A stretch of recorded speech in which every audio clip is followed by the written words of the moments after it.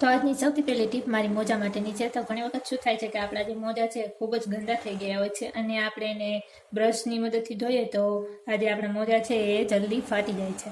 અને બ્રશ વગર આપણે ધોઈએ તો એનો જે પણ કાંઈ મેલ હોય છે એ મેલ નીકળતો નથી અને જે મોજા છે એકદમ કડક કડક રહે છે. તો એવું તે શું કરીએ કે આપણા જે મોજા છે એ હાથ લગાવ્યા વિના જ સારી રીતે ધોવાઈ જાય અને એકદમ સોફ્ટ રહે. એના માટે આપણે શું કરવાનું કે આપણે સૌથી પહેલાં તો કોઈ પણ તપેલીની અંદર અથવા તપેલાની અંદર આપણે થોડું ગરમ પાણી લઈ લેવાનું છે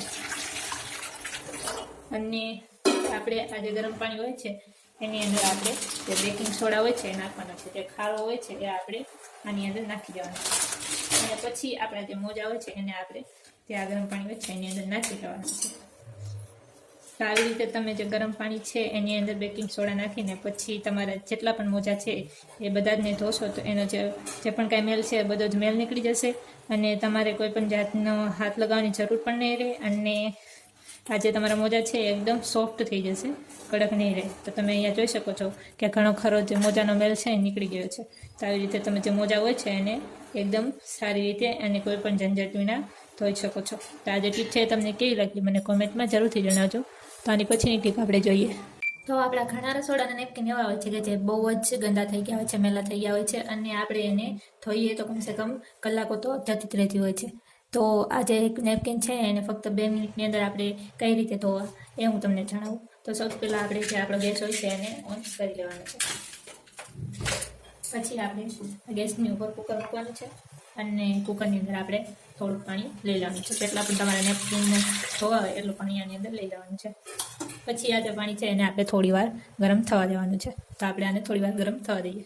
પછી આ જે પાણી તૈયાર થઈએ પછી આપણે આ પાણીની અંદર કોઈ પણ જે આપણો કપડાં ધોવાનો પાવડર હોય છે એ આપણે લઈને આની અંદર નાખી દેવાનું છે. પછી આપણે જે આપણા બધા જ નેપકિન હોય છે, મેલા નેપકિન હોય છે, બધા જ નેપકિન લઈને આપણે જે આ પાણી હોય છે એની અંદર નાખી દેવાનું છે અને પછી આને એકદમ સારી રીતે આપણે ડુબાડી દેવાનું. પછી આપણે આપણું જે કુકરનું ઢાંકણ હોય છે લેવાનું છે અને એની જે આ ઉપરની સીટી હોય છે આપણે કાઢી લેવાની છે સૌથી પહેલાં. અને પછી આ જે કુકર છે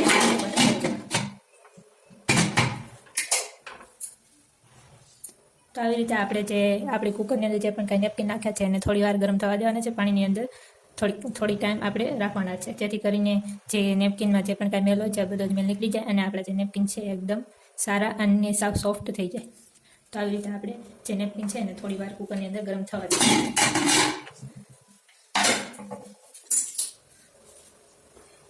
તમે અહીંયા જોઈ શકો છો કે આ જે નેપકિન છે એને ઘણો ખરો મેલ જે છે આ પાણીની અંદર તમને દેખાઈ રહ્યો છે.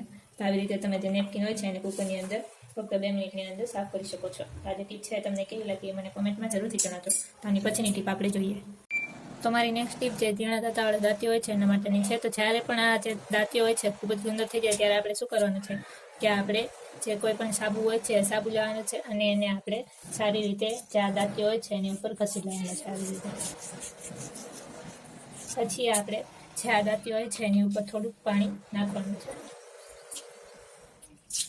પછી આપણે કોઈ પણ જે નાનું બ્રશ હોય છે એની મદદથી આ જે દાંતીઓ હોય છે એને એકદમ સારી રીતે સાફ કરી દેવાનું છે.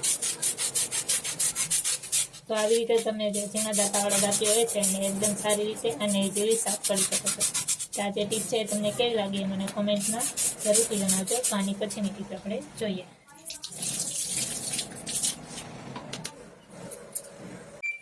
તો છેલ્લી ટીપ મારી તેલ માટેની છે. તો આપણે જ્યારે દાળ અથવા તો શાકનો વઘાર કરીએ ત્યારે આપણે એની અંદર રાઈ જીરું અથવા તો જે ગરમ મસાલો હોય એ નાખતા જ રહીએ છીએ.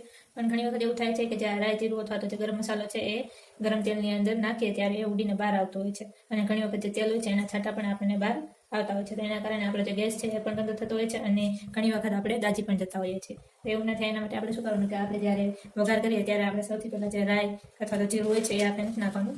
સૌથી પહેલાં આપણે જે ગરમ તેલ હોય છે એની અંદર થોડુંક જે મીઠું હોય છે મીઠું નાખવાનું છે.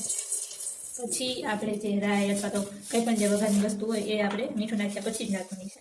તો આવી રીતે તમે મીઠું નાખ્યા પછી આવી રીતે કંઈ પણ જે વઘારની વસ્તુ નાખશો તો એ ઉડીને બહાર નહીં આવે અને તમે દાટશો પણ નહીં અને તમારો ગેસ જે છે એ પણ ગંદો નહીં થાય. તો આ જે ટીપ છે તમને કેવી લાગી મને કોમેન્ટમાં જરૂરથી જણાવતા જજો અને આજનો વિડીયો પસંદ આવ્યો તો વિડીયોને લાઈક શેર જરૂરથી કરતા જજો અને ચેનલ ઉપર નવા આવ્યા તો ચેનલને સબસ્ક્રાઈબ જરૂરથી કરતા જજો અને જોતા રહેજો બ્લોગર ટીવી. અને તો કાલે પણ હું તમને મળીશ આવી અવનવી ટીપ સાથે.